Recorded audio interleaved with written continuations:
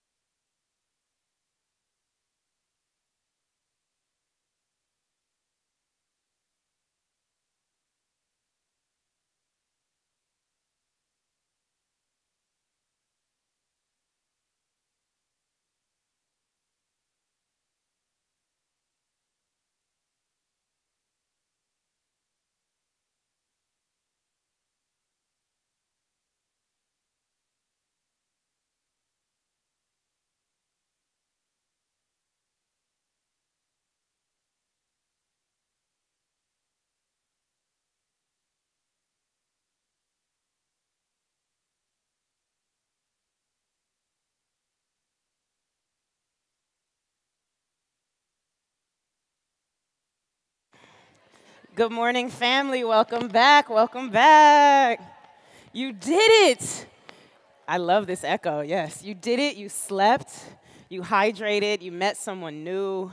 And now you're back in the space to celebrate yourself, to begin again where you belong. Yes, clap it up for yourself. Just one good morning. Round of applause.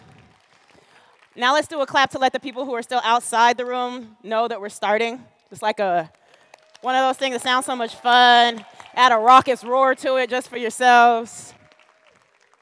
We want to thank you for a wonderful first day, for all of your reflection, for all of your time, for the emotional work you put in yesterday. We really thank you. It's no small feat, and we know how tired you must be after traveling the long distance or the short distance here today. We greet you. We say, as you are in this moment, you are perfection. You did it. You nailed it. You woke up like this, yes? It's lovely.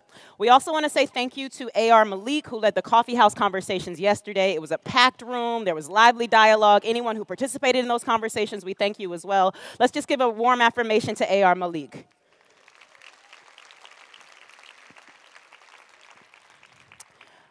I shouted them out yesterday, but I want to hone in a little bit on the OMI Wellness Space curators. That's Ashara Akundayo and Patrick Brown, and their amazing teachers, Marie Kyoto Morohoshi, Satya De La Paz August, and Hannah Pearl Walcott. Thank you so much for investing in our wellness. And if you haven't checked out the space, it's beautiful. There's sound immersion. There's good places to just be yourself. There's coloring activities on the way.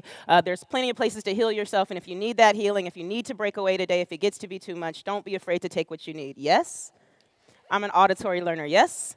Oh, beautiful. Good morning. Good morning.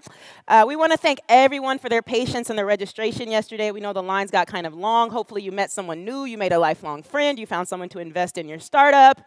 Whatever you needed, that happened in the line, and we thank you for your patience nonetheless.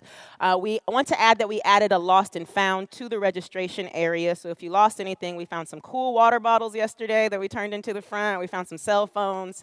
If I find any more cell phones, those are going home with me to West Oakland. But everything else you can find at the Lost and Found table. And we want to make sure that also as you're out and about, you check out the curriculum session and the station in the hall and the artist resident station with Christine Wong Yap. There's a beautiful curriculum that's designed by a number of folks here, and we'll see them later in the week, but it's worth checking out, and you can tap in there. And then we're just going to dive into our morning session. Can we see those slides just so we get a look at what the day looks like? Beautiful. So we are coming to that John A. Powell. After that, we'll have, yes, we can cheer for that. It's coming. I know it's why a lot of us were drawn into this space, and we're so thankful for him. Just after that, we will have a panel on authoritarianism rising and the threat to democracy and democracy. With Dorian Warren, Miriam Juan-Torres, and Michael Tesler. But before that, we will have our session. In order to properly welcome one of our leaders to the stage, I want to introduce another of our leaders, the Vice President of the California Endowment, the amazing Toni Iton. No, you have to get like Jews for Toni. Yes.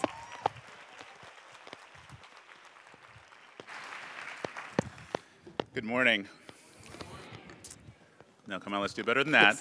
Good morning. Thank you. I can't see anything here. There's like these bright airplane lights in my face here. So I assume there are people out there. I heard voices. Sure, cool. It's such a huge, huge privilege to be here today for me. This conference is, I believe, the most important conference happening in this country this year, possibly since our former president left office and our new president took office. There couldn't be a more important topic than othering and belonging. And I have the privilege of introducing essentially the spiritual father of that concept. And I could give you a traditional introduction, but it's in the conference brochure. I want to tell you a little about my relationship with John Powell.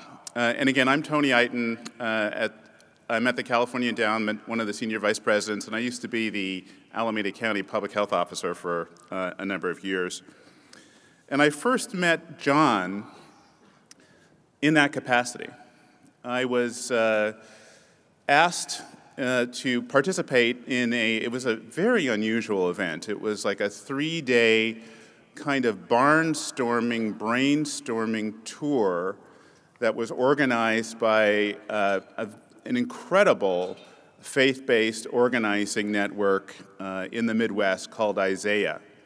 And they were working with SEIU on a series of equity-related issues around housing, around rapid transit, and they didn't have really a frame for talking about health and equity because they had been caught up really in a healthcare frame. So they invited me to come to Minnesota for several days to do a series of conversations with various different stakeholders, including politicians and faith leaders and community groups. And when I got there, there was this guy who was there as well, who looked vaguely familiar to me, and I couldn't quite tell how I knew him. But then I had this experience of listening to him. We went out and did some community conversations, and he got up there and he started talking, and I started to have that feeling that I knew I had felt before. It was this feeling of sort of being led in on deep truths in life, this feeling of like a series of rapid-fire epiphanies. And I thought, I know this guy from somewhere. And then it occurred to me, oh yeah, this is the guy from Race, the Power of an Illusion. And we had shown that documentary series at the Alameda County Public Health Department, and I remember sitting there watching John Powell talking and thinking, who is this guy? He's blowing my mind. And so in that moment, being there in Minnesota, it all clicked. I was like, that's who it is. And I knew that I had to sit and learn as much as I possibly could from him in that moment. Now, here are some of the things that many of you will probably be familiar with, that you have heard him say, but that have really profoundly triggered deep thinking and insights in my career and in my work. John has taught me about the difference between transactional and transformational, which is profound, and I'm going to touch on that in a minute. He's talked about this notion of broadening the empathetic space, to be able to communicate to people, first speak to them where they are, and then expand their sense of empathy so that they can see how others might be similarly or worse off. He's talked about the circle of human concern. He's talked about constructing whiteness, which was a concept for me that was so profound, the construction of whiteness, how it was put together, what it means. He's talked about the conflicts between public space and private space, and how some of our most important battles these days are really about trying to enlarge the public space. He's talked about black space and white space. He's talked about geography doing the work of Jim Crow laws, geography, segregation, which is so deeply embedded in our work at the California Endowment. He's talked about making the invisible visible, which is, I think, exactly the work that needs to happen. And of course, and certainly not least, he's talked about othering and belonging. Now, I could tell you that John Powell is a civil rights lawyer. I could tell you he's an activist. I could tell you he's been a national leader against apartheid. I could tell you that he is one of our most important public intellectuals in this country and supremely important in this moment.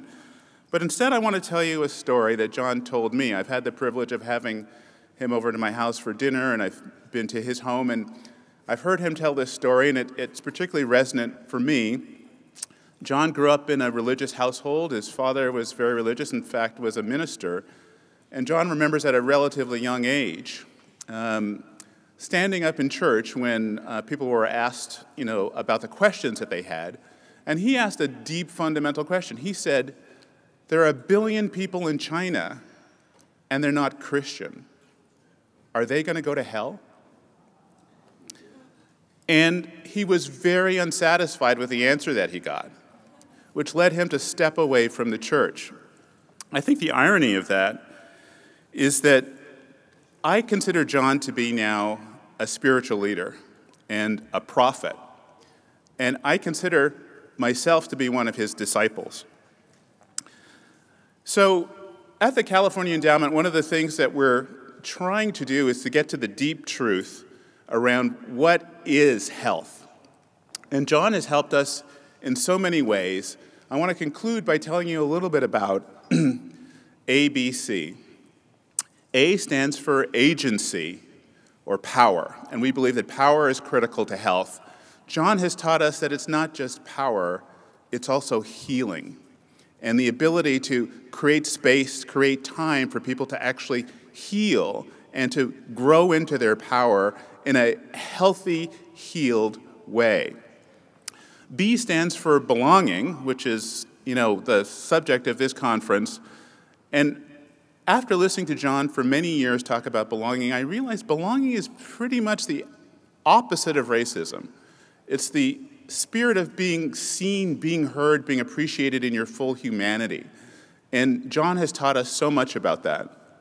And then the C stands for changing conditions, which at its root is the difference between transformational work and transactional work. So John has had a profound impact on my work, on the work of the California Endowment, and I want to just conclude by reminding us of that famous quote from Che Guevara, who said that the true revolutionary is guided by a great feeling of love. John Powell is a true revolutionary. Please welcome John Powell to the stage.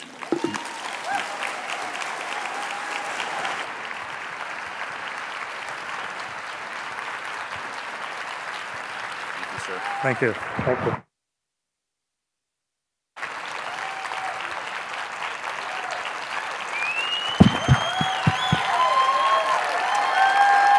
Thank you.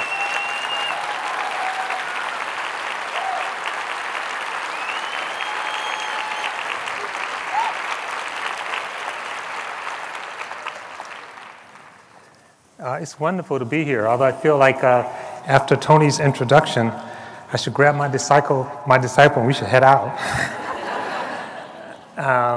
We all need each other, and we all have each other. So Toni has actually been an incredible thought partner, funder, friend, leader. You know, they say oftentimes when you describe someone, you're actually talking about your own qualities. And so many of the things Toni said, I think, are really apropos to him. And I'm just blessed to have friends like Toni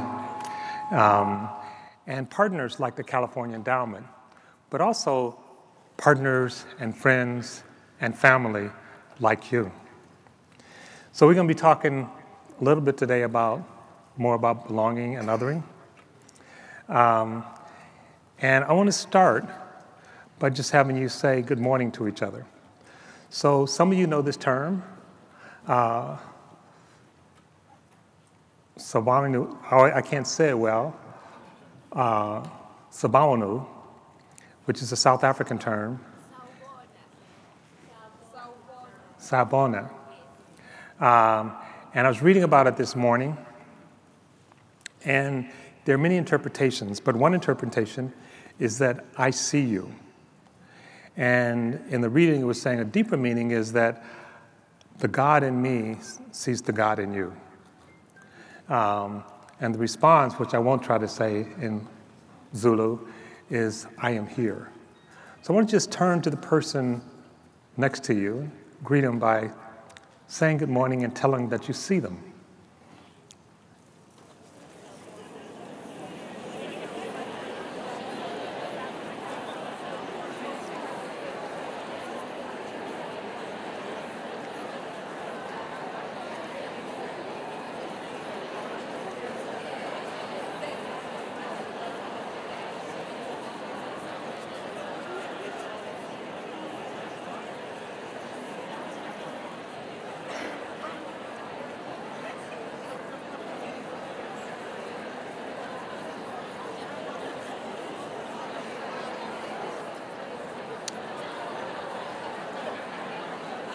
Okay. I see you.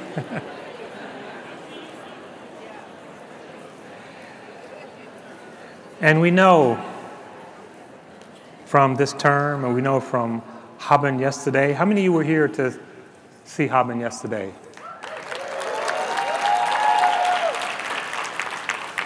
So we know that seeing is not something you necessarily do with the eyes. It's something you do with the heart and the soul. So it's important to see each other. In fact, another rendition of the South African phrase is that until I'm seen, I'm not here. So we need each other. We belong to each other. And yet, there are people in the world and processes in the world that actually refuse to see us.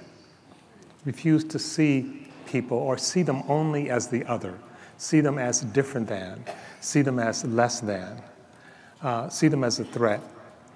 And this process, which we call othering, and it's a process, is actually sweeping the globe right now. It's being expressed in terms of right-wing authoritarianism, in terms of white nationalism, in terms of some process that says those people, and they could be gays, trans, lesbians, they could be women, they could be Native people, they could be blacks, they could be Muslims, they could be people with disabilities. To say in some way those people are not fully human. Those people don't belong. We actually don't see them in their full humanity. And it's not just a word, it's a story. And out of that story comes a whole set of practices, building walls, locking people up, segregating kids in schools, not funding people. And not only can the person not be healthy in this situation, but the nation and the world cannot be healthy. So this process of othering is really the threat in the 21st century, and it's sweeping the globe. And it's not just not seeing people. It's not just othering people. It's othering animals. It's othering the planet. The planet becomes just a factory for us to exploit. So before we get too far into it, I want to give you sort of the academic, although I call myself a pracademic. I want to give you the academic definition of othering.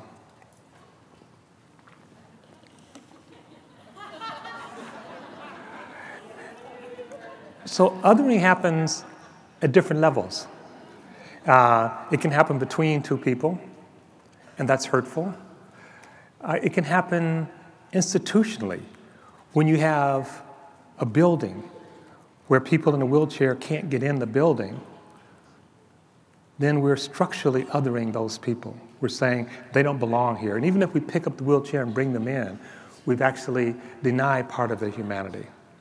So there are different ways in which we other. But when othering is done by the government, when othering is done by the most powerful in society, when othering is done by people who control the police, who control the military, it has a different valence. So othering is a problem wherever it happens, but it's not the same. There is a power dynamic to othering that we have to pay attention to. So there are two competing visions or stories that are emerging in the world today, and they've already been there, but now they're taking on sharper relief. And one story is a story about a smaller and smaller we that's hierarchical, that's based in fear, that's based in control, that's based in exploitation. And we hear this coming from the White House.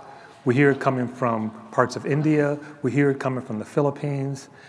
This notion that only we, some small notion of we, count. Also sort of wrapped in this dialogue, in this narrative, is this small we is supposed to be pure. White purity. Some of you have heard me talk about this before.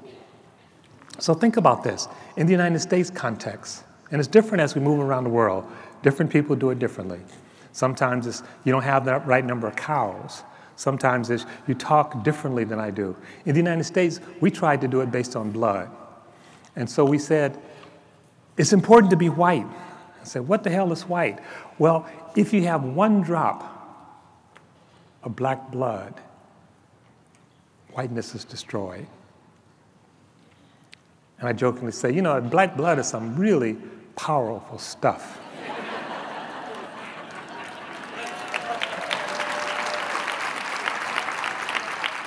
But then, you know, there's no such thing as black blood.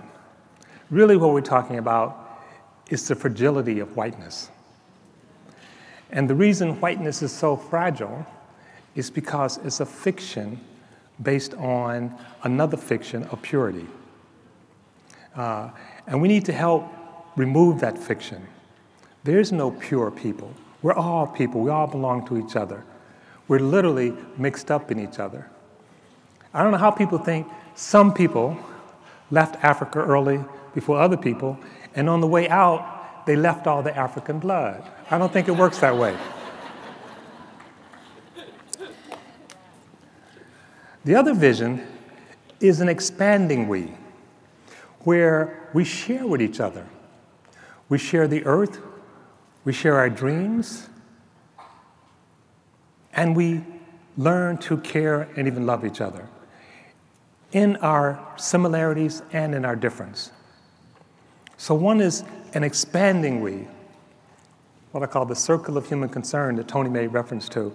The other one is a contracting we, where we start to kick people out the circle. You don't belong, you don't belong, you don't belong. And those visions are competing with each other across the globe.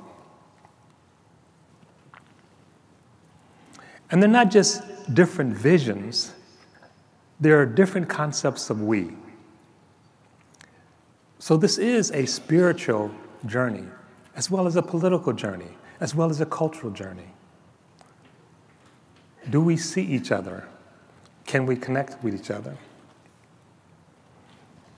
And the othering process doesn't happen just around one axis. Sometimes we talk about intersectionality, so there are several things happening at once.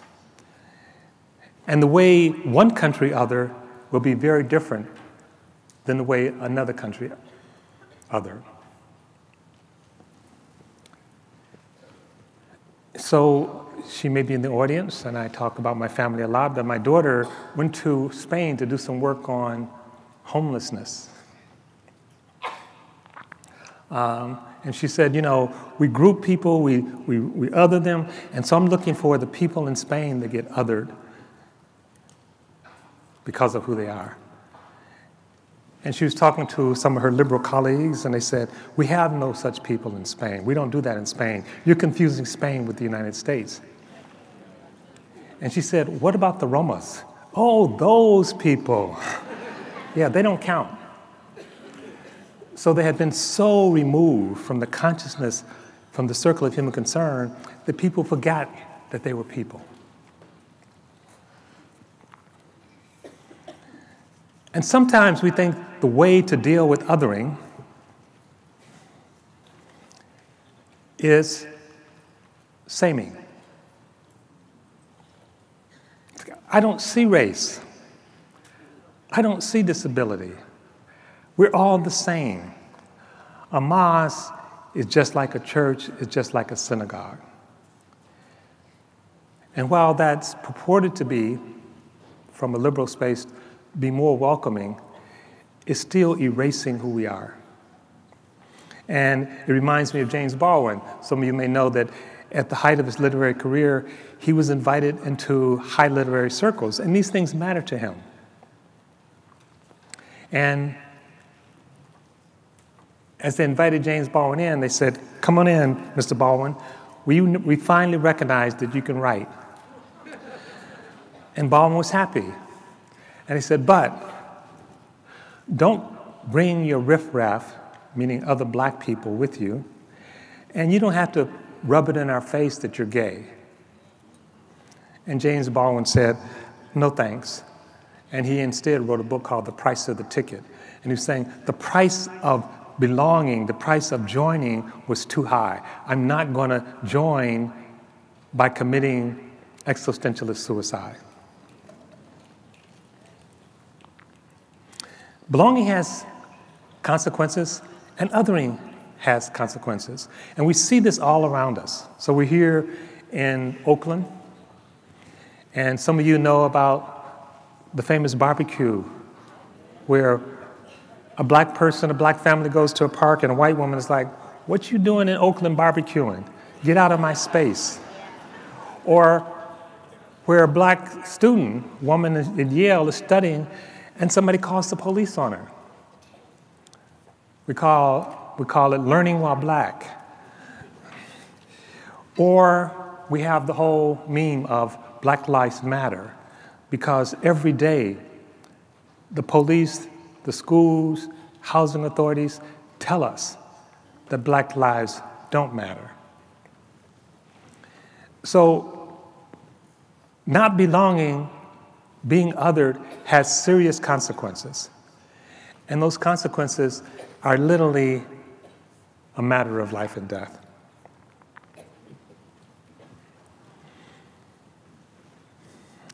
And belonging means more than just having access. It means something much more profound than that. It's a variation of King's beloved community. There was a variation of someone else's beloved community, so we learn from each other. I work at the Haas Institute for a Fair and Inclusive Society at UC Berkeley. And we have a wonderful staff, and they're bringing you this conference, and you hear more from them, Rochelle and others. But we're changing our name. Haas Institute for a Fair and Inclusive Society. It sounds pretty good. So why are we changing our name? So when you look at this slide, it will help you see this. So you have exclusion, which is obviously an extreme form of othering. And then you have inclusion. And sometimes people think of inclusion in the same way the people who invited James Baldwin in. That is, you can come in, but this is my house, this is my party, so behave yourself. You're a guest. Whether it's coming into Berkeley or whether it's coming into a hospital, the rules, the norms, the expectations are already set. And so what's the thing that you're joining? The thing that you're joining, the institution, the structure, the culture, oftentimes have profound biases already in place. And you're asked to come in and join and be quiet. Don't bring the riffraff with you. So I am the riffraff.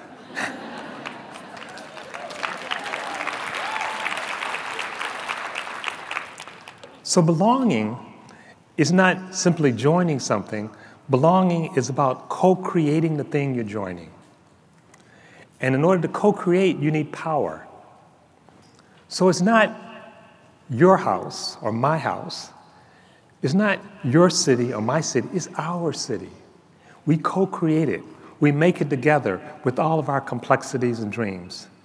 And that's a very different process. So we haven't decided our new name yet, but I wouldn't be surprised if belonging is not part of the name. So inclusion is not enough.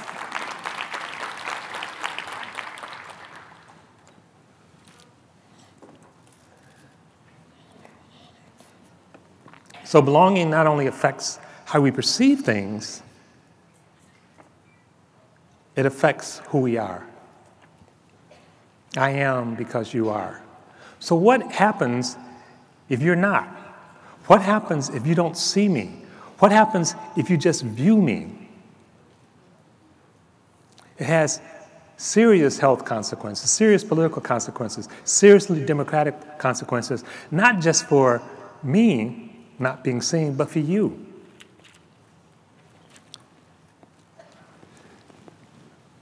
This is 2019. 2019 is the 400th year since slaves were brought to the United States. They were brought not as people. They were brought as property, as other. And this process of enslaving people and denying people their humanity didn't just define what was happening with slaves and the enslaved people actually revolted. It defined America. It defined our institutions. It defined our structures. It defined our culture. And Toni Morrison made the observation that there are all these studies now about the trauma to black people of slavery, which is real. But she says we haven't looked at enough what this has done to white people, what this ideology of superiority and separateness has done to white people. And I always make the point that whiteness, in its most pernicious form, is a serious problem. But that's not the same as people who are phenotypically white, unless they adopt that ideology. And so one of the things we want to do is help free people, help free the world of the ideology of hierarchy, dominance, which is closely associated in the United States with whiteness. And it's not an easy process because it's so embedded in our culture, in our language, in our words. But that's not all that's embedded. The aspiration to connect, the aspiration to see each other, the aspiration to love is also there. So this is the challenge. What story will we live in? What story will we tell? What world will we live in? Will we have a world to live in? Some of you may have seen this. This is a study that came out of UT Austin. They had a situation down there where black and Latino students, they would bring them in and they wouldn't graduate. Or it'd take them twice as long to graduate. And they spent millions of dollars trying to remediate these students. It's like, well, you went to a bad school, we understand that. You didn't properly learn, so we're gonna spend money to make sure you get it. And it didn't work. And then in this story, the young woman, her mother said, well, you know what, maybe UT Austin is just too hard. Maybe you need to go to a community college. And then one of the professors called the students together and said, what is it like being here at UT Austin? And if you haven't been there, I'll just say it's a beautiful campus. They actually invited me down to consider starting an institute, teaching school. They offered me a lot of money for a faculty position. And as we're walking around the campus, we see Confederate memorabilia all over the place. General Lee, and if one of my hosts turns to me and says, don't pay attention to all that Federal memorabilia. We fought on the side of the South in the Civil War. And he was a nice enough guy. And so I was nice to him. But I can tell you, my unconscious was saying, get the hell out of here, what are you doing? And so I knew that the students were experiencing the same thing. The point is that when they started talking about it, when it came out, when they stopped suppressing it, the black students and Latino students started doing so well that researchers said somebody was cooking the books. They're not that smart. That's not possible. The problem wasn't they had lack of knowledge. The problem was they didn't belong. And soon as they had a sense of belonging, they started performing. Not only were they better off academically, they were better off in terms of their health as well. And we see this over and over again. So when we talk about bathrooms, this may seem like a small thing, but these symbols are important. They say you belong or you don't belong. You're human or you're not human. So what we call, in this case, Younger is calling modern society, is really Western society. That is, we've forgotten that we belong to each other. We've forgotten that we belong to the earth. And we had our native brothers here at the beginning of the conference trying to remind us to reconnect or to acknowledge our connections. Not just so the earth can heal, but that so we can heal as well. So who are we? And who are we becoming? And in this right-wing authoritarian movement, we're told to always go back to the past because America was great at some mythical time in the past. And we want to go back there. And this is what Samuel Huntington is talking about. And Jeff Chang, who you heard from yesterday, is saying, no, we are great because of the future we're building together. So it's not who were we, it's who will we be? Who are we becoming? And all of you become a bridge, become an author of that future. All of us participate as midwives. So the world is changing, and it's changing very fast. And that creates anxiety about who we are and about our place on the earth. And that's something that all of us are feeling. But there's more than one way of dealing with that. One way of dealing with it, and it's done largely through stories and leaders, is to say, it's too scary that, technology is changing, there's globalization, there's climate change, there's all these people who actually eat different food than me, who talk differently than me, who maybe approach God differently than me. I don't like it. And so one response is to say, let's go back to the past. In the United States, what that means is, let's go back to the past when white men dominated, when white rich men dominated. Samuel Huntington says, the country is not a country of immigrants, it's a country of settlers. And he says the settlers were not simply white. He said there were two groups of people who settled this country. They're called the Anglos and the Saxons. So if you're German, you don't fit. If you're Italian, you don't fit. He says Anglos and the Saxons, they were also English-speaking. They were also Protestants. So if you're a Catholic, you don't fit. So his we is getting smaller and smaller. And he's saying, these settlers own this place. Everybody else is a guest. And it's interesting when Huntington says this, because what happened to the native people? What happened to the Ohlone? I thought they were already here. They don't exist in the imagination of Samuel Huntington. So part of the story then is about, can we go back? Can we have this small, narrow we? And all these people coming to our shores is a threat. I was just in England recently, and I'm going back in a week or so, and I say, if you want to see Egyptian art, you don't go to Egypt, you go to London. So, I have this image of going to the border and having someone from the Border Patrol. Here comes an avocado to the border. Here comes some cantaloupe to the border. And we say, come on in. But here comes the farmer that grew the avocado and that grew the cantaloupe, and we say, you can't come in. So we're taking stuff from all over the world, but telling people, you have to stay put. We're disrupting systems and climates all over the world, and then saying, you have to stay put. We're taking oil from the Middle East, but telling the people in the Middle East, your oil can come, but you can't come. We're taking minerals from Africa and saying, we need your minerals to build cell phones, but we don't need your people. So we have this global consumption, and at the same time, we're trying to shut the door on people. And when the people try to follow their stuff, then they become the problem.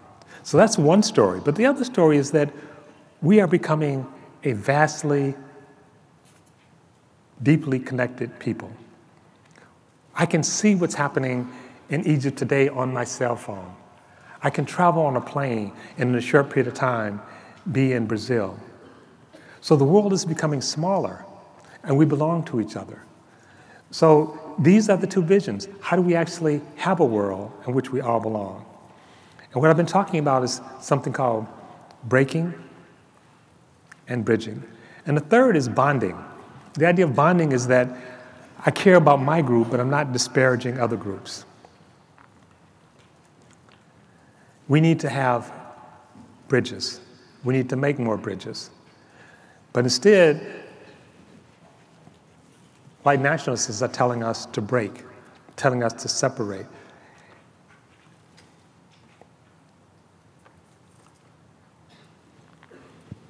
We saw what happened in New Zealand. And we saw the tragedy happen there, but we also saw the beauty of the prime minister in the country basically saying, all these people, whether they're Christian, Muslims, Jews, they are the we. They are part of us.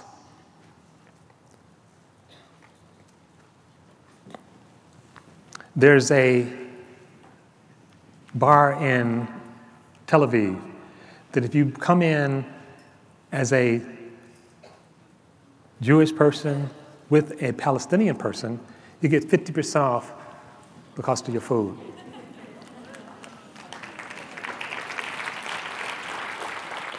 We can actually develop projects, stories, expressions of belonging. We can actually build bridges. We can celebrate those bridges. But it's not easy. And there are hard bridges and soft bridges. There are hard breaking and soft breaking. And in terms of building bridges, there's short bridges and long bridges. And I'm almost at the end, but let me just say this. When we talk about bridging, and I know I'm covering a lot of territory, and you can be talking about some of this hopefully the rest of the conference and beyond. But a short bridge is a bridge maybe with your cousin. A short bridge might be between a Latino and African American, or African American Latino.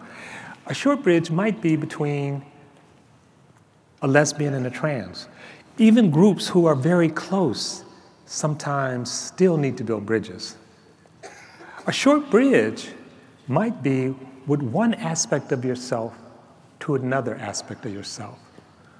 We actually break with ourselves and not just with each other. Now, long bridge maybe is someone who's ideologically a long way from you. So I always say to people, because when they hear about bridging, it's like, I always quote my friend, Pastor Mike. He says, he's a pastor. And when I was talking to him about bridging, he says, do I have to bridge with the devil? And my response was, don't start there.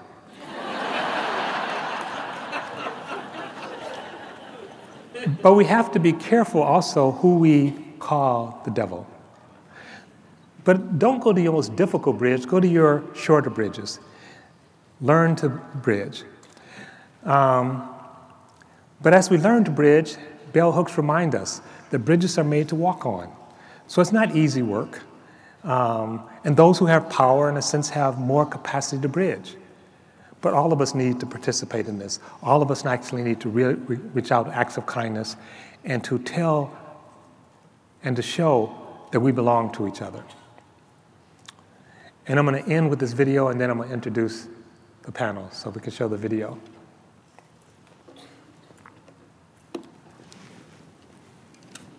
It's showing on my screen, but it's not showing up here. We don't have audio. And there's no, We need to start over, no audio. and there's no audio. So you might have to see this later, but I'll just tell you it's really cool. But not nearly as cool as you are. So we will show you this later. Some of you may have already seen it, but it's just a video explaining bridging and breaking and the role of anxiety in our society today. And with that, of all the forces shaping politics and power around the world, perhaps none are more important than our sense of who we are and who we are becoming. We are in a period of accelerated change in at least 4 areas: globalization, technology, the environment, and demographic change. We can only process so much change in a short period of time without experiencing anxiety, which is a normal biological reaction. But how we respond to this anxiety is social. Our response is greatly shaped by the stories presented by leadership and through culture. These stories speak to our deepest values and our core beliefs about who we are, many of which operate at the subconscious level. We can respond to these changes either as a threat or as an opportunity. The first response is breaking. The second is bridging. Breaking can create a deep fear of other groups, making it easier to accept false stories of us versus them.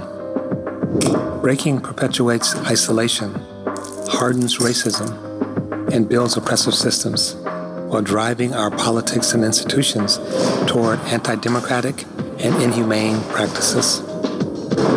The other response is bridging, which calls on us to imagine a larger, more inclusive we. When we bridge, we see demographic change and our diverse identities as positive and enhancing who we are. Bridging calls on us to engage in healthy dialogue and requires us to listen deeply.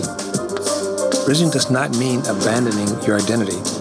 Bridging means acknowledging our shared humanity, rejecting that there is a them, and moving toward a future where there is instead a new us. For when we bridge, we not only open up to others, we also open up to changes within ourselves, where we can participate in creating a society built on belonging.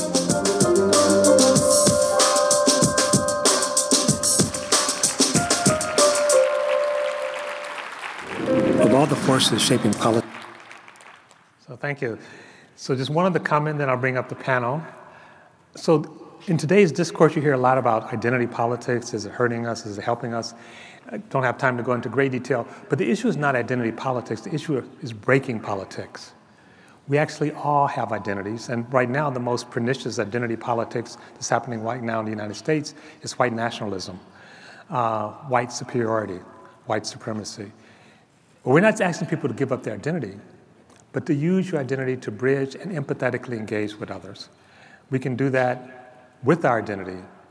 We can actually belong and still be, maybe not James Baldwin, but a good writer, a good person, and live in a diverse world. So with that, let me welcome up our next panel. I want to welcome up Dorian Warren, and they should be making their way to the stage. And this is a panel on authoritarianship. This is, again, we're experiencing something in the United States around Trump, but it's actually not just Trump. 60% of the world now lives under authoritarian leadership. So this phenomenon is happening all around the world. And in every place, there is a designated other that's perceived as a threat. So we have Dorian Warren, and you have a more complete bio in your program. He's the president of CCC, and he's also co-chair of the Economic Security Project. He's also a good friend and really smart. There's Miriam Juan-Torres, who traveled all the way across the pond from England.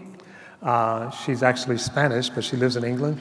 She's a researcher who participated in a phenomenal study called Hidden Tribes. And if you haven't seen it, you should look at it.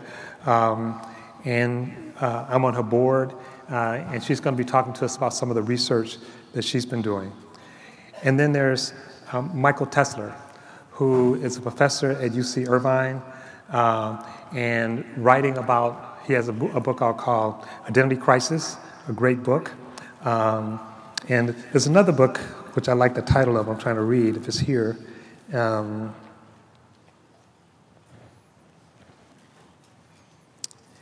Actually, it's not on my list, so Michael, you may just have to share it with us. But anyway, they're going to each talk for about 8 to 10 minutes, and then we're going to have a conversation between them. And we'll start with Michael, and then we'll go to Miriam, and then Dorian. Thank you. And we can sit down probably. Sit down. All right, thanks so much. It's a real honor to be here on such a distinguished panel. I don't know as much as my fellow panelists, so I will have to hide behind data, but hopefully we can make sense of it and have a good conversation. We're getting feedback. I don't know if the audiovisual people can do something about that, but I'm hearing feedback up here.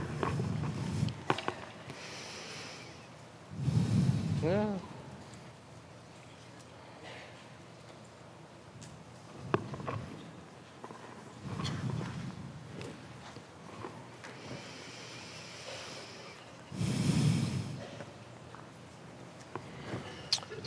All right.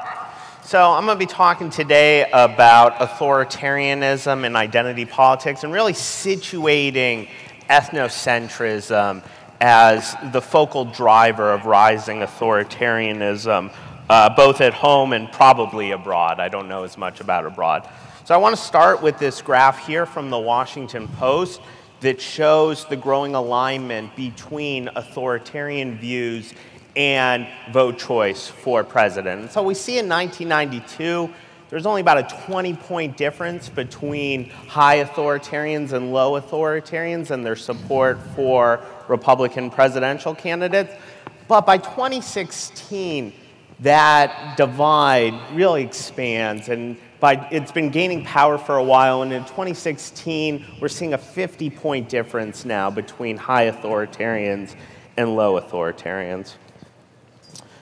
But one of the important things to note about authoritarianism, both in terms of theoretical conceptions going back to the 1950s and in empirical results, is that it has multiple components to it. So one of the components is this moralistic component, rigid adherence to traditional values, moralistic condemnation of those who violate societal conventions. And then there's an ethnocentric component also, in-group favoritism, intolerance of outgroups, nationalism, xenophobia. One of the things that shows up in the data is that the moralistic components were ascendant in Bush-Clinton era partisanship. That kind of goes with where the public dialogue was. We have the rise of the religious right. We have President Clinton's moral indiscretions. We have many efforts statewide and even constitutional to ban same-sex marriage. And those were the ascendant components.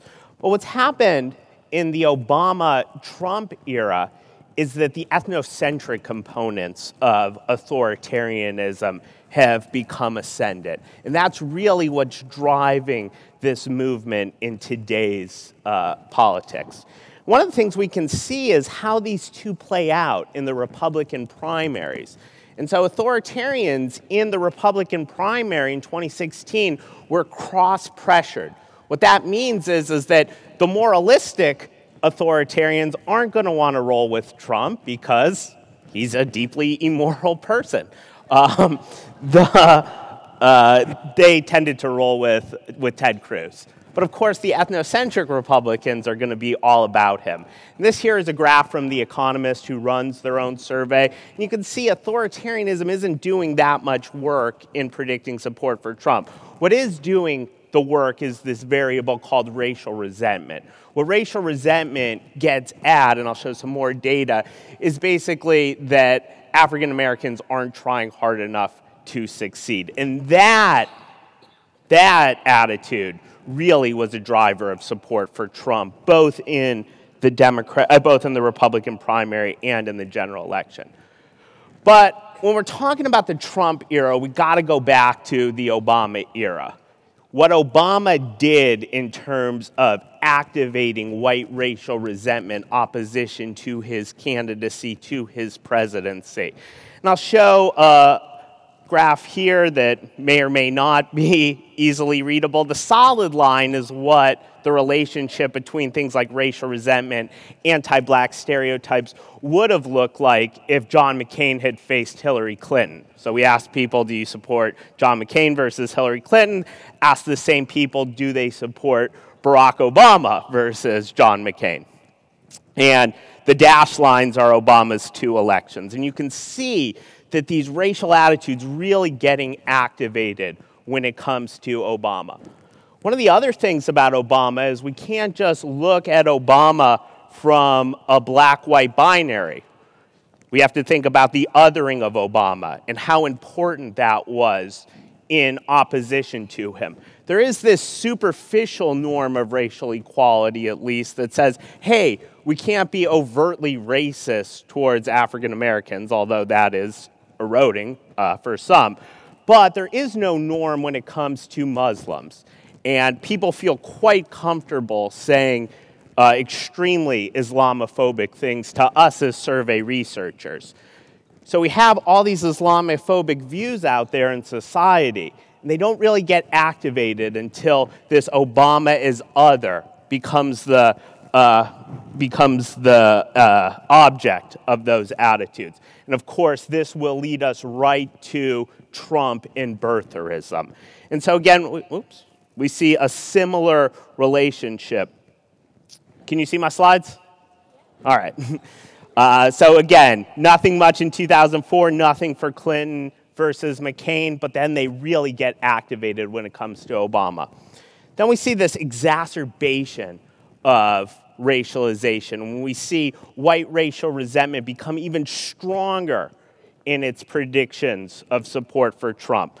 So these are some graphs here from 2016, 2012, same people interviewed both surveys, and we can see that where these defections are taking place, when you talk about who are these white voters who switched from Obama to Trump, well, these are our high racial resentment voters. Trump is activating this more than a Clinton versus Rubio or Cruz matchup would do. And this is really where the dividing line in 2016 comes down. And I think the best kind of quick explanation of this comes from this survey I did right after the election. So right after the election, there's all this talk about, oh, the forgotten Trump voter, and the Trump voters are, they're forgotten, they're getting less than they deserve. It's all this economic anxiety stuff. But the dividing line didn't really come down to whether you thought average Americans, which psychological research shows is a synonymous category in people's minds with whites. That was not the dividing line in 2016. The dividing line in 2016 came down to the question of whether you thought racial and ethnic minorities were getting more or less than they deserve. So let me break down what this graph here is doing. It's a simple experiment. We're asking half the sample, do you think African Americans in recent years are getting less than they deserve? Do you think that average Americans are getting less than they deserve? We see a big overall gap in the full sample. People are 25 percentage points more likely to say that average Americans are getting less than they deserve than African Americans are getting less than they deserve. Notably, for African Americans, it's equal. African Americans think both African Americans and average Americans are getting less than they deserve. Clinton voters think both African Americans and average Americans are getting less than they deserve. For Trump voters, though, that's the real dividing line between Trump and Clinton voters. This question of racial deservingness, that whites think that minority groups are getting too much and that they are not getting enough. And that leads to an especially frightening component of Trump-era politics, and this is the rise of white identity politics, both here and abroad. So one of the privileges of whiteness historically has meant not having to have a racial identity. The famous philosopher Charles Mills in The Racial Contract writes about how whiteness is as natural to the white American as water is to the fish. And because of that relationship, because whites have not faced discrimination, deprivation, and isolation based upon their own racial background, they haven't had to have as big a connection to their own racial identity. Whiteness equals American. But what we're seeing now, and what we're seeing in Trump-era politics, is Trump making a dominant group feel like a minority, and that this dominant group feels that they're getting less than they deserve. And we're seeing this come out in politics in ways that we haven't before. And so we're seeing perceptions of discrimination of whites now predicting support in ways that it hadn't before. So what's typically happened in public opinion, African Americans, public opinion, a lot to do with in-group attitudes. How much solidarity do I feel with other members of my race? For whites, historically, it's been out-group resentment. And now we're seeing this in-group component start to predict support for politics in the Trump era. It also appears to be ascendant abroad. And so I don't know that much about European politics, but one of the things that comes out in the data, this is from the British election study, is these perceptions of discrimination against whites are a really, really powerful predictor of public opinion about Brexit. Also about how white Europeans feel about Donald Trump. Donald Trump, his rhetoric, has become a symbol of white identity politics, not just at home, but also in European politics as well. So to wrap this up quickly, authoritarian is on the rise because of ethnocentrism and identity politics. Ethnocentric components of authoritarians are gaining power in partisanship and presidential voting relative to these more moralistic factors. And Trump is kind of the quintessential example of this. He is somebody who, both in his personal life and in his whatever, does not display what we would think white evangelical Christians would be all about. However, when we're talking about white evangelical Christians, it's starting to appear that white is the salient identity more so than evangelical. Attitudes about race, as I mentioned, are increasingly shaping partisan preferences, but I'm going to end on a more optimistic note, that this polarization over race and identity cuts both ways. And what we are seeing is we are seeing positive movement. The country had been locked for 25, 30 years when it comes to racial attitudes.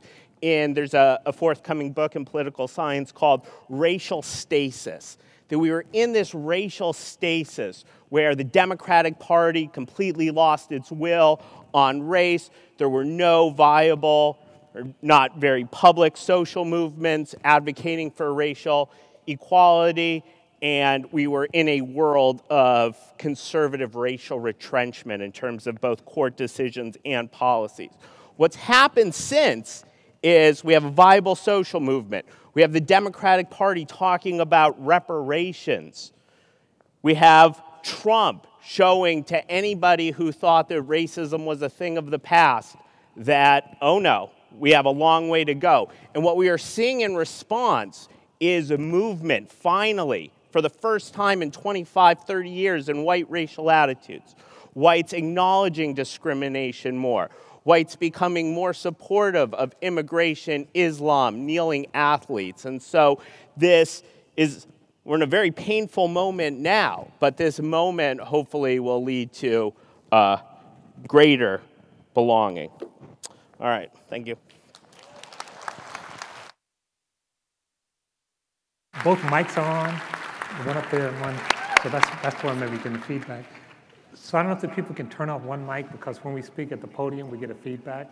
So either turn off the lavalier mic or the podium mic. All right. Is this working? Yes. Good morning, everyone. My name is Miriam. Over the past 2 years, I've been working for an organization called More in Common. More in Common is an initiative that works to create more united, stronger societies that are more resilient to the increasing threats of division and polarization. We work for belonging in a way, and I work on the research side of the organization, which means that for the past couple of years, I've been looking at public opinion. I've been combining polling methodologies, like large-scale surveys, with other techniques from political science and social psychology, to understand why we are currently in a moment in which there's increasing support for authoritarian populists. But before I talk about all of this, I want to share something personal as well. Michael has talked a lot about identity, and I've been introduced as a Spanish here today. And identity is a big, big part of the story that we're talking about. It has to do a lot with othering and belonging. And it's somewhat ironic to me that I talk about identity when I've always had an identity crisis. So if you usually ask me where I'm from, I'll usually say, well, I'm from Barcelona. Partially because I think it's the best city in the world. Hopefully there will not be much contestation. I can get aggressive. But also because I have a multi-layered identity. I know I'm from Barcelona. I know I'm Catalan. I know I'm European. And I know I'm Spanish. I rationally know that I'm Spanish. And yet, there's something in me that feels uncomfortable when I say that. I'm not a separatist. I don't know how many of you know about Catalan independence. But this is very emotional. And I'm saying this because a lot of the issues that we're talking about are driven by emotion and not by rationality. But enough about myself. Over the past 2 years, we've been doing what we call segmentation studies. So in different European countries where there's a rise in authoritarianism, and in the United States, we've been trying to identify the different groups within society, and which ones support more authoritarians, which ones don't, and how we can bring everyone together, how we can increase belonging. We see that in most societies, there's actually a group, like the radical opponents in Germany or the identitarian nationalists in France, who actually have those hardcore authoritarian views. But we also see how there's an open group that holds more open views. We are looking at it in relation to immigration and refugees quite a lot. And then we see that there are groups in the middle. And those groups in the middle are not homogeneous. It's not a monolith. And yet, sometimes they will support authoritarian leaders. Why is it happening now? We see increasing support for authoritarians across Europe and the United States. We see guerre builders in the Netherlands, Marine Le Pen, Orbán, Trump, Bolsonaro in Brazil. I don't know how many are familiar with Greece. In Greece, there's a party called Golden Dawn, which is openly Nazi. It's extremely scary. Matteo Salvini in his rise to power in Italy, and the last addition to the club, Santiago Abascal in Spain, which is campaigning on 3 things: anti-Catalan, anti-women, and anti-migrant. It's great.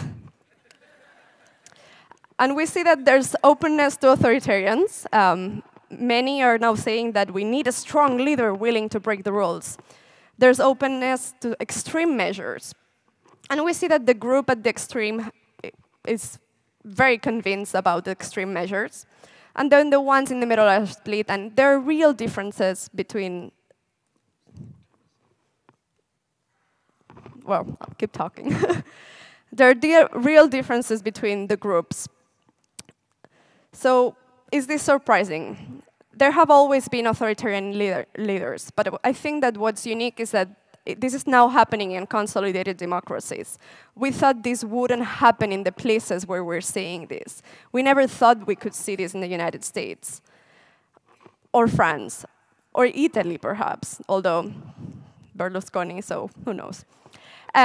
These parties also don't fit well into the right-left spectrum. So for example, in 2016, Marine Le Pen was campaigning with the slogan, neither right nor left.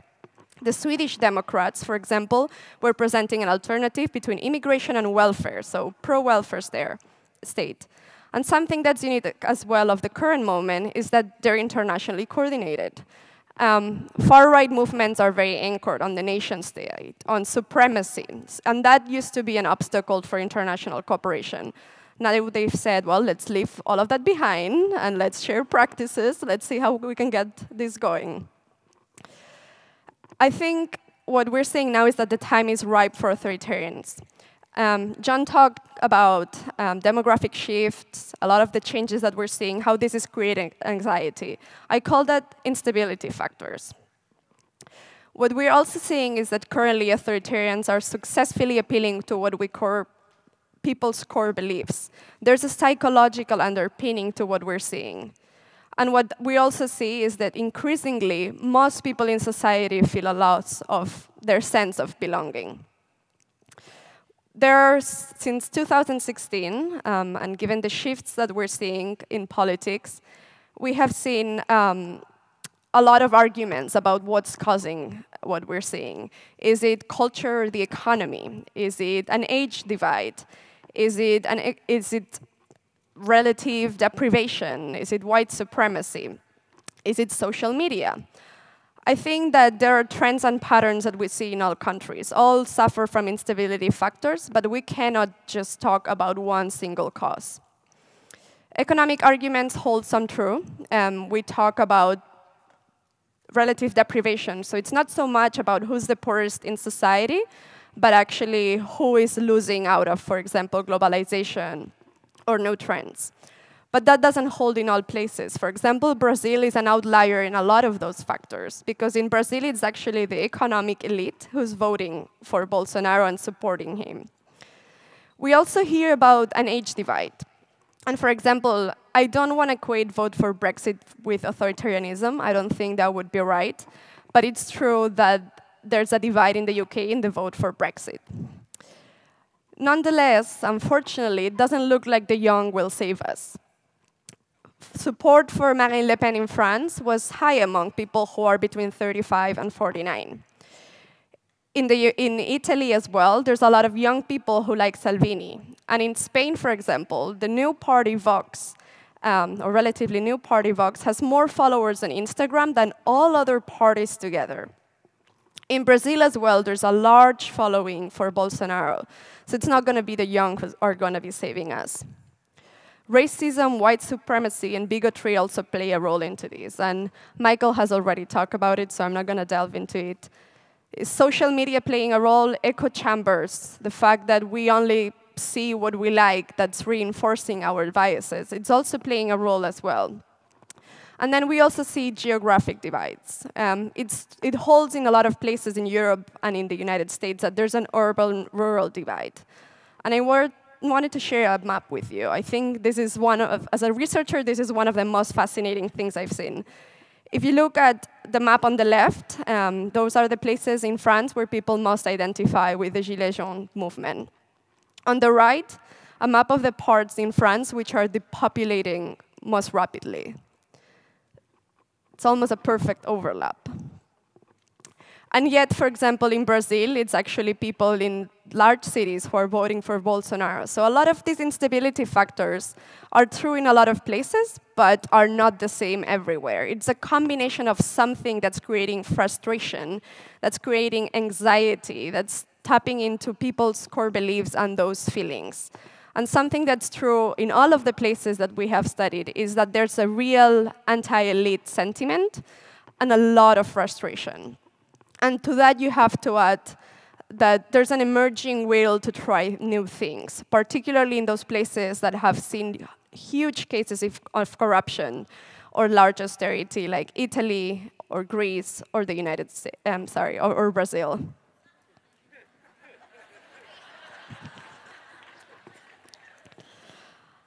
Another thing that we see is that authoritarians are currently successfully appealing to people's core beliefs.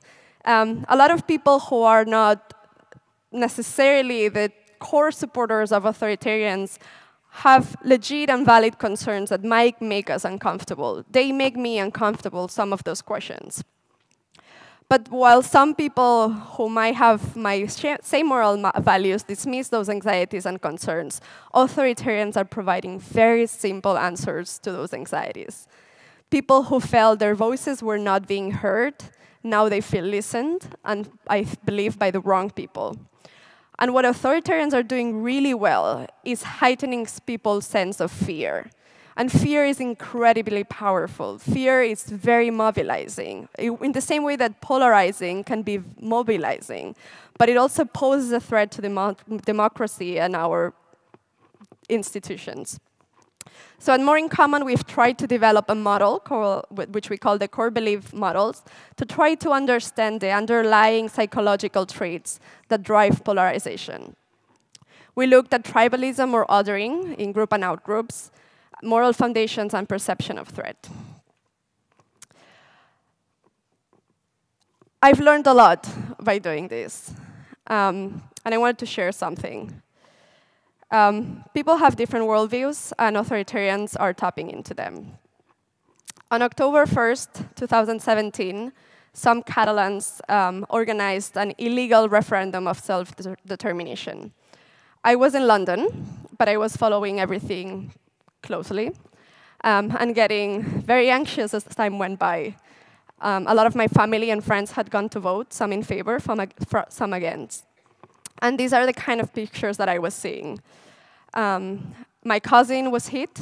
Her boyfriend lost an eye in those events. And I could not understand how anybody in Spain could actually say, these people shouldn't be voting. And it's right to send the armed police and prevent people from voting in this way. I was really nervous, and then it hit me, based on everything that I was studying. There are fascist elements in Spain, and I'm not using it loosely. We had 40 years of fascism. But there are a lot of people who do not support the right to self-determination that I cannot call racist or authoritarians. Firstly, a lot of these people were not seeing the same pictures on their newsfeed.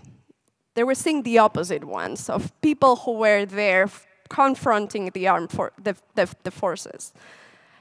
And while my worldview is one in which I was seeing this as an illegal act that was legitimate and through the lens of care and fairness, they were actually seeing as a threat to democracy, as a threat to unity, as we fought, or we had to stand 40 years of dictatorship to reach democracy, and now they're threatening us. So thinking about their core beliefs actually made me be a bit more empathetic, and I think that this is also going to be key to moving forward and bridging rather than breaking. And finally, there's also an increased sense that belonging is being lost, or that people no longer belong. In all of these countries, we've also asked whether people believe that they're a stranger in their own country, and there's a clear correlation between those who are more willing to support authoritarians now. We don't call them authoritarians, obviously, in the work we're doing, when we are having the in-depth interviews and the focus groups, and this sense that something's changing, and this sense of anxiety. So we're seeing these three things that I actually believe are making the time ripe for authoritarians. Identity is becoming more group-centric. They're providing a narrow definition of us. There's a real anti-elite sentiment. Society is all polarized or becoming more polarized.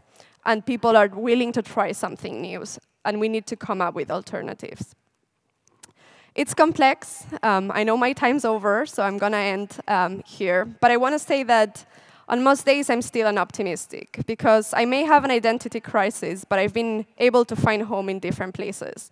In 2016, I moved to Ghana, which is an amazing country. And I found a home there because of the people that I met and because I had a sense of place.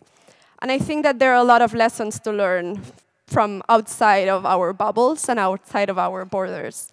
Ghana is a very interesting place because it has all of the elements that in political science predict conflict or civil war. And yet it's one of the most peaceful countries in the region, if not the most peaceful country. It has its issues, but I think that that has a lot to do with the fact that they have a real powerful story of we. Ghanaians see themselves as a peaceful and sanction anything else. So I'm hoping that in all of these countries where we're seeing increasing support for authoritarians, we can also have a bigger we, and we can start bridging rather than breaking. Thank you.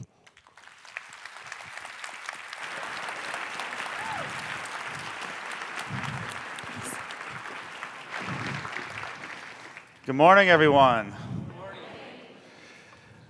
I want to thank John Powell for organizing us again, and to my colleagues Miriam and Michael.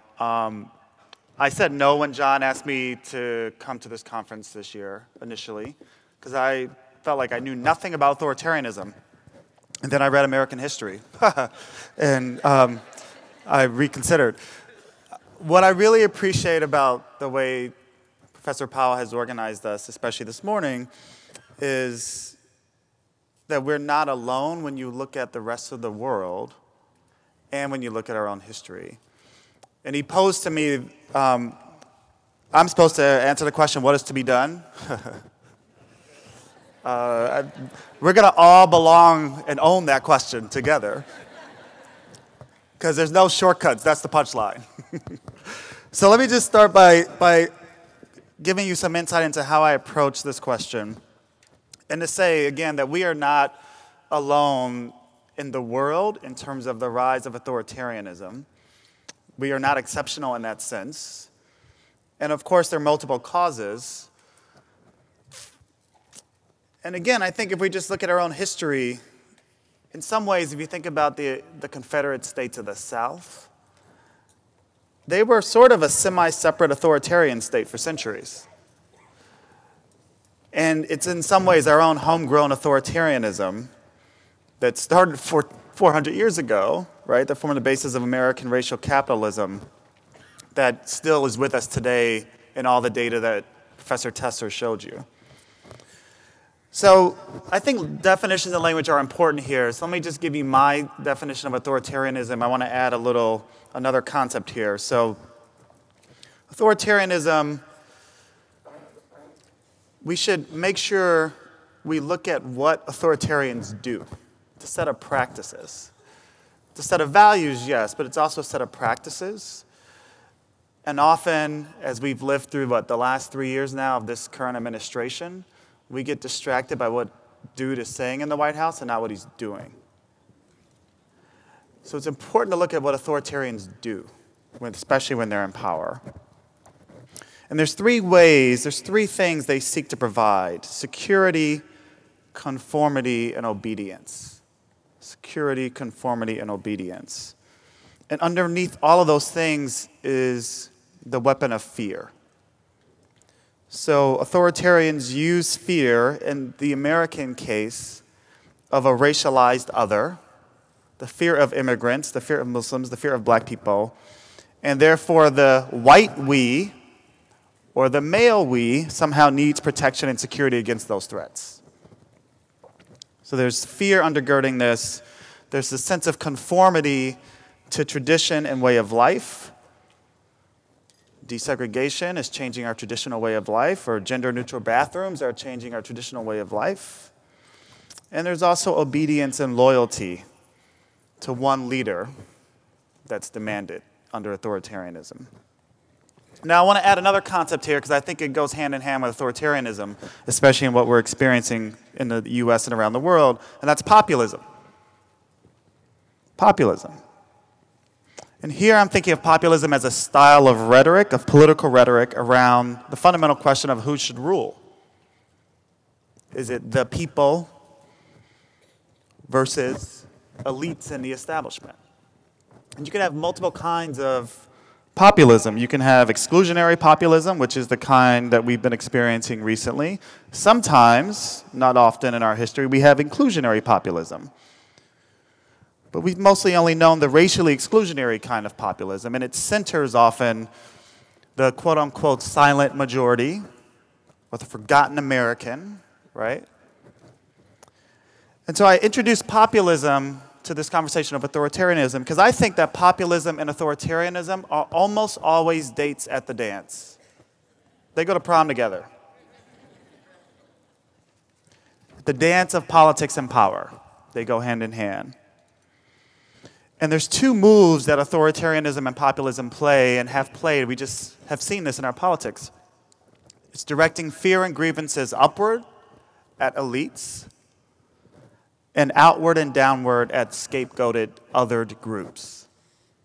That's the formula. So what do we do about it in my remaining 3 minutes? So John Powell said we have two competing visions of the we, and we believe in this room in an expansive vision of the we. But what is the strategy to recruit people to our vision and to transform the unjust power relations in order to live out that vision? And I would suggest that there are no shortcuts, that it takes building those short and long bridges. And how do you build those short and long bridges? It's kind of an old tactic called organizing. Nothing new, no magic formula. I wish I had some magic words for you that I could just say, go use those and the world will be different, but obviously it's not true. So if organizing is the no shortcut way, right, to build the expansive vision of the we, to take on populism and authoritarianism, to take on exclusionary populism and authoritarianism, there are a couple of elements of the kind of organizing I'm talking about.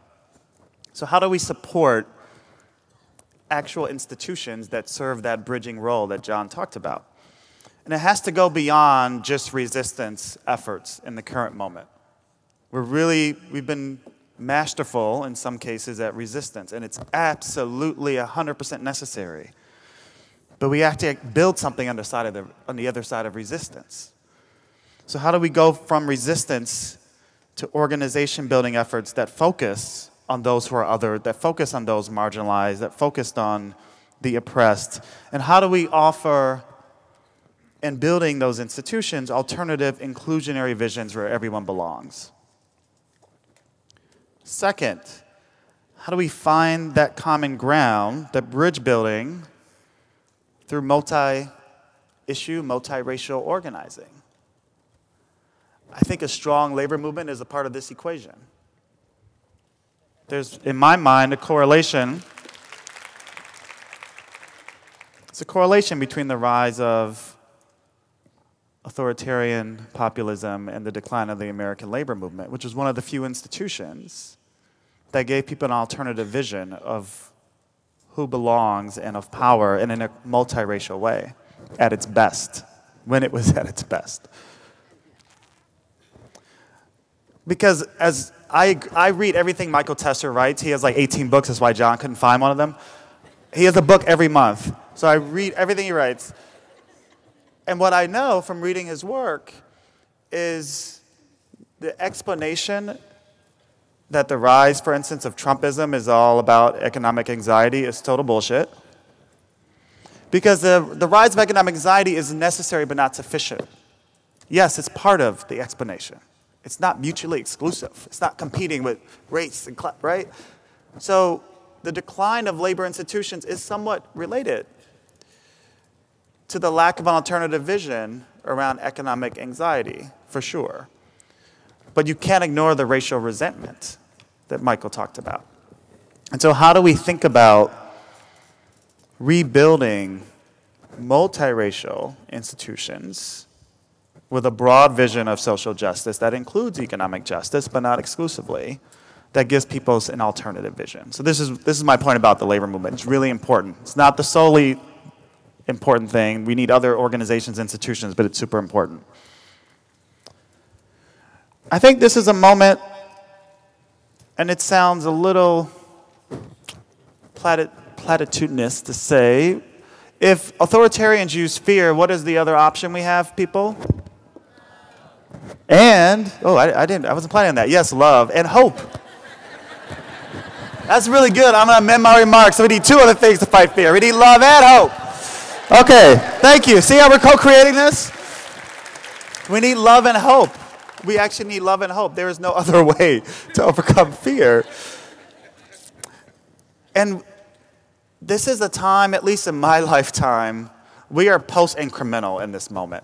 This is not the time for incremental policy solutions to the bold problems that we face. It's time for transformational solutions, transformational ideas. This is the moment, and we have to hold that door open for big, bold, transformational ideas with love and hope underneath them. We have to focus on the enablers of authoritarian regimes. It's not enough to target the authoritarians. We have to target the enablers of authoritarians. So what do I mean by that concretely? There's a campaign happening now, to make it real, that targets those leaving the administration to ensure they don't get those golden parachutes. So guess what, former Department of Homeland Secretary Nielsen? You don't get the fancy, cushy job in the private sector when you leave for enabling hate using state power. The people that reward authoritarians are enablers, and we have to stop them. Last but not least, I agree with Professor Powell on the bridging that's necessary, the building of short and long bridges. Sometimes, and this is my last point, we need to rediscover disruptive power. And I don't mean just the protest that we show up and we have a sense of belonging and we feel good and we go home, but it wasn't disruptive.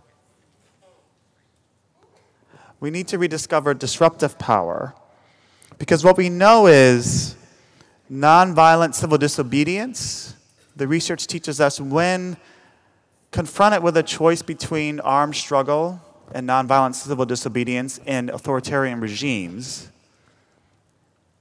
nonviolent civil disobedience wins out. Nonviolent civil disobedience, disruptive power that is sustainable, wins out.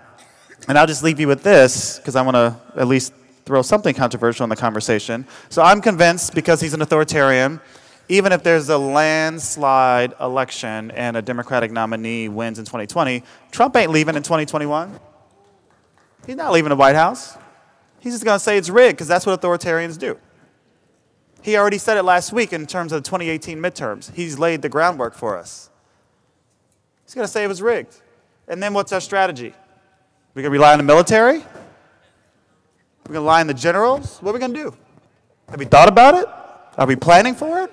It's a scenario that's very likely under authoritarian ruler. So the other option I see is some kind of disruptive civil resistance and disobedience, where we have to be prepared to use it to shut down the normal operation of society.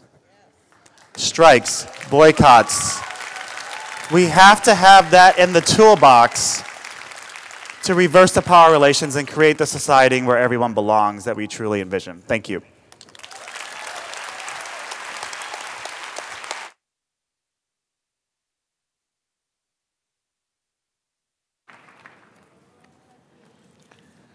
So thank you. And I apologize for the sound problems that we're having. I think it's a little better not being close to the podium mic. So I want to pick up on a couple of themes.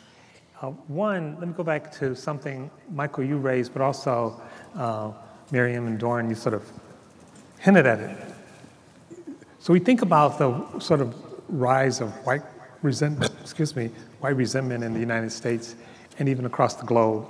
But Michael, you also pointed out that there is a growing racial consciousness that is relatively new, certainly in the last 25 years.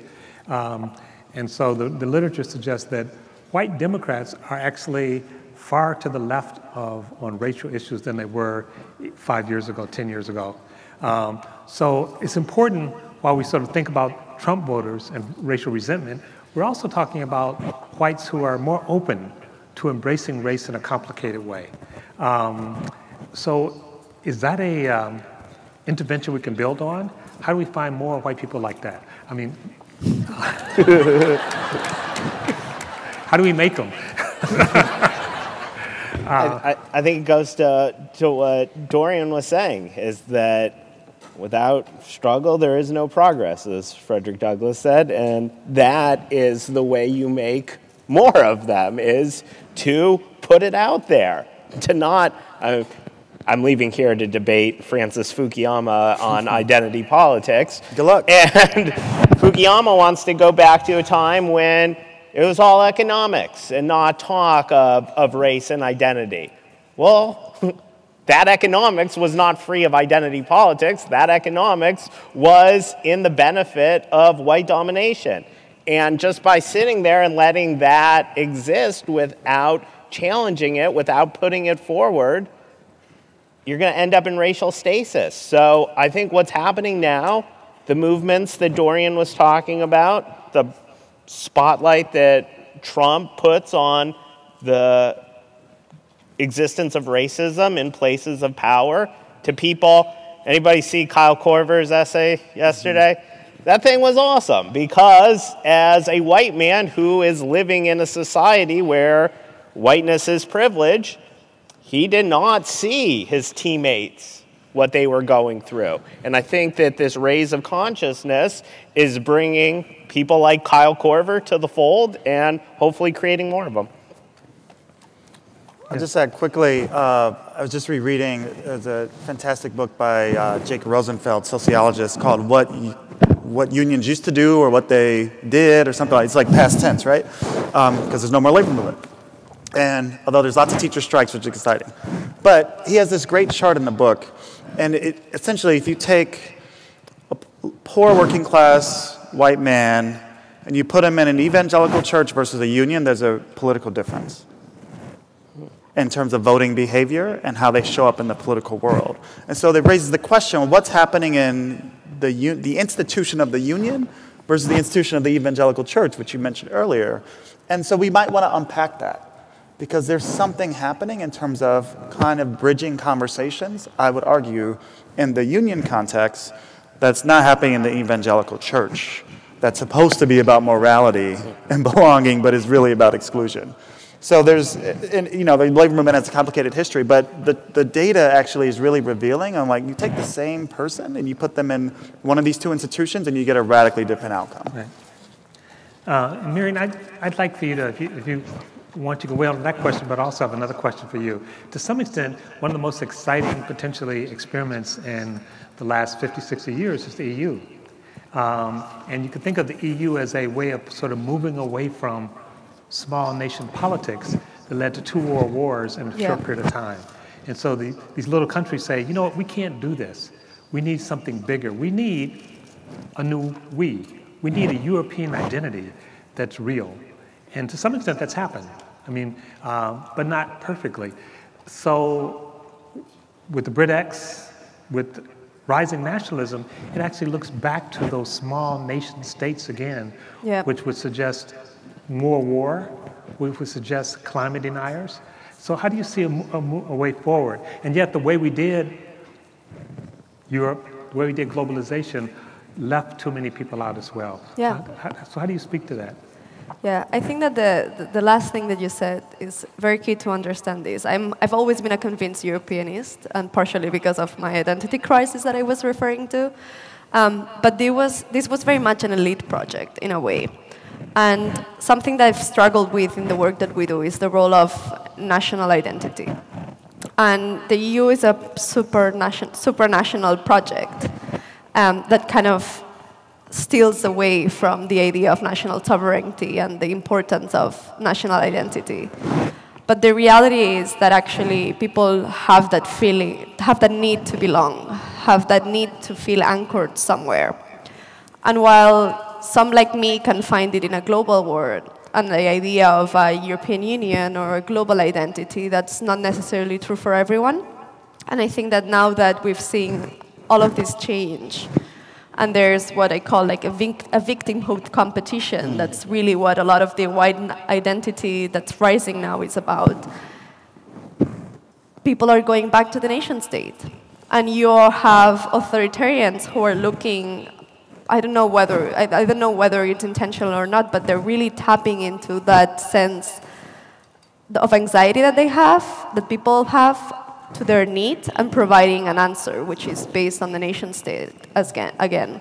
So I think that part of the question relies on actually trying to understand people's different core values and their worldview, and trying to see how we can provide something, listen to those anxieties that's actually not the authoritarian answer. And as you were mentioning, we did this study of the American polarized landscape. And something that was very interesting as well is that we looked at these victimhood narratives as well, and our data very much aligns with what you were saying. This sense of whites being persecuted really aligns with support for Donald Trump. But what was interesting as well is that on the other end we saw the progressive activists, which is probably our people. And they had really cold feelings towards evangelicals. There was a lot of antagonizing an entire group as well, that I actually believe is a bit dangerous as well. So I don't know what the answer is there, but I just wanted to mention it just too. Well, I see the wrap-up sign that we're going to just ignore for 1 minute. You're the boss. So 2 things. I'll make one statement and then a final question. Our identities are changing. So part of the anxiety that the right is experiencing is real. Yeah. Identities, your children will not have the same identity that you have. This is really happening fast in California. And we don't quite know what to do with it. So in a lot of the work that all of you do, what we see is that the authoritarian leader is promising a past that we can't go back to. That past never was and never will be. But we also see a lot of people are checking out. Yeah. A lot of people are deciding it's too confusing, it's too vitriolic, it's too mean, it's too polarized, so I'm just not going to participate. Miriam, your study suggests that group is actually the largest It's very group. large, yeah. So how do we actually get that group? How do we bridge with that group so they belong and so they participate? In the last election, I used to say to people, if we vote, we win. It's just that simple. And so the authoritarian game plan is to discourage people from voting. And if that doesn't work, then suppress the votes. If that doesn't work, then not to count the votes. And if that doesn't work, anyway. So how do we reach out to that group that's large and turned off? A lot of them are young, a lot of them are people of color, and they're cynical. They don't trust government, they don't trust the process. They don't feel like they belong. How do we bring them in?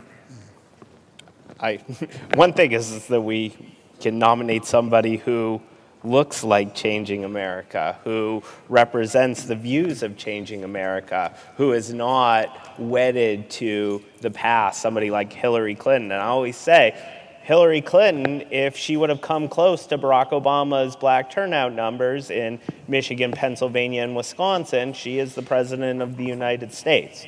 And so if you can nominate somebody who not only looks like changing America, but also embodies the vision and doesn't have a history of saying incredibly offensive things when it comes to race, that's a good start. I would say 2 quick things. One is people have to experience some sense of empowerment at the local level. And so I think we're in California. Pete Wilson in the 90s was an authoritarian populist.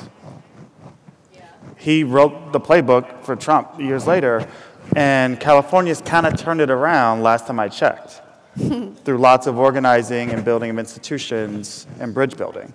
So, but people have to experience that and feel that at the local level, state level, then you can get to national level. So my hometown of Chicago, it was kind of a big election last week.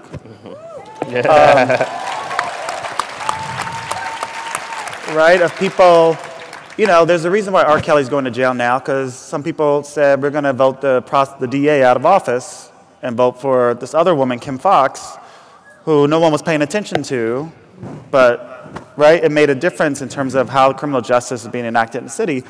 So there's a black woman who's also an out lesbian who's going to be the next mayor. Not perfect, but a big deal.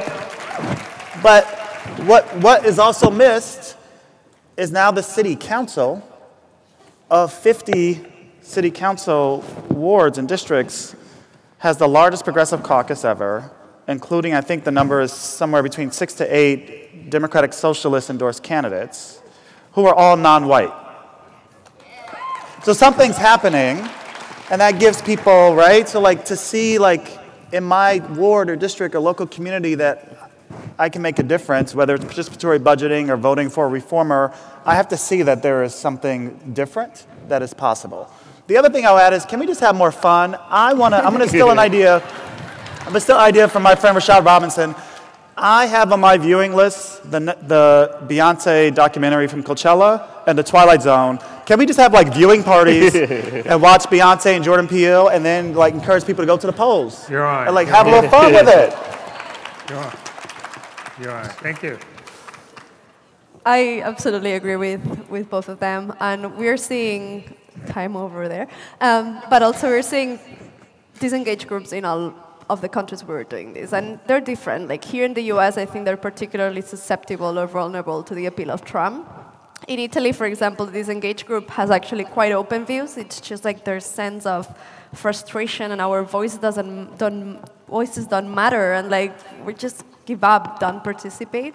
So it's specific to each context, but there needs to be something else. There needs to be greater empowerment, and there needs to be a positive vision, which is really missing. It's missing in this country, and it's missing in all of the places where we've done our work.